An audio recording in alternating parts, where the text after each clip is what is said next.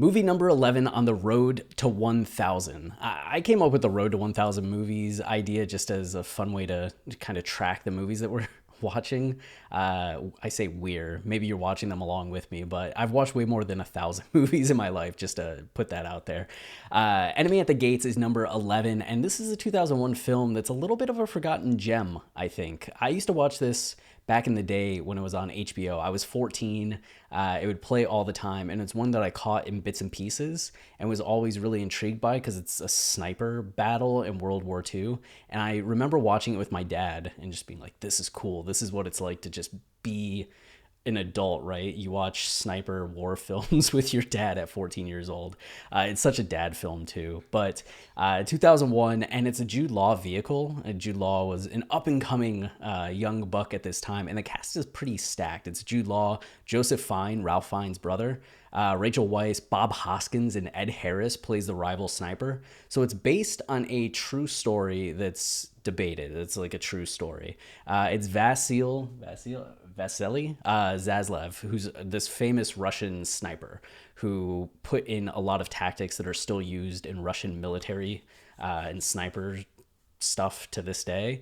And according to legend, he had a 3-day battle with a German sniper during World War II.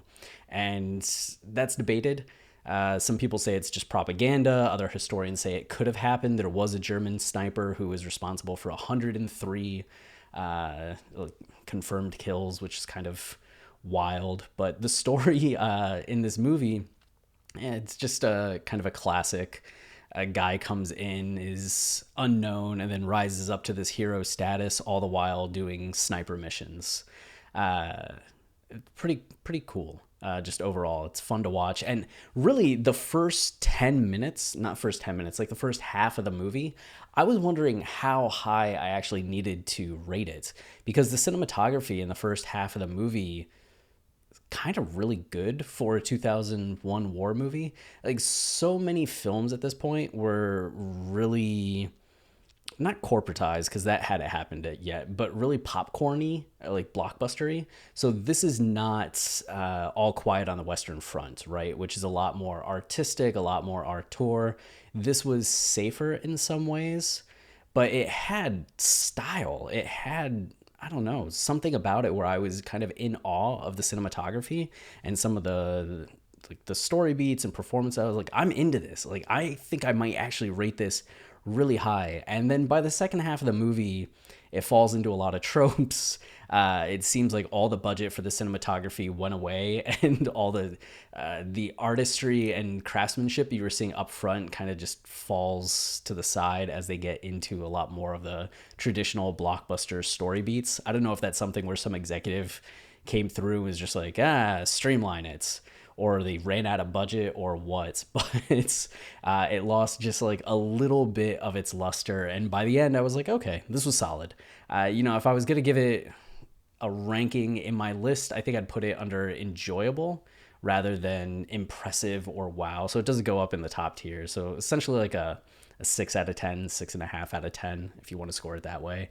But definitely worth a watch if you've never seen it. It's a cool movie, and it's cool to see like Jude Law in his early days when people were really trying to build him up. And I guess that's kind of it for this one. It's just kind of a classic late 90s, early aughts era film, if you're into that kind of thing, and really an underrated war movie where you can see a lot of the DNA for maybe some of the more bigger blockbuster modern stuff that we have. It's kind of crazy that we went from Paths of Glory to Full Metal Jacket to some of the stuff like Enemy at the Gates, or Behind Enemy Lines, back to 1917 and The Covenant. I just watched. I'm going to do a video on that, which was actually kind of impressive too.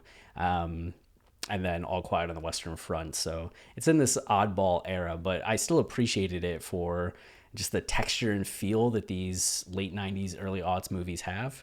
So definitely a recommend. And if you check it out, let me know. Until next time, lights, camera, see ya.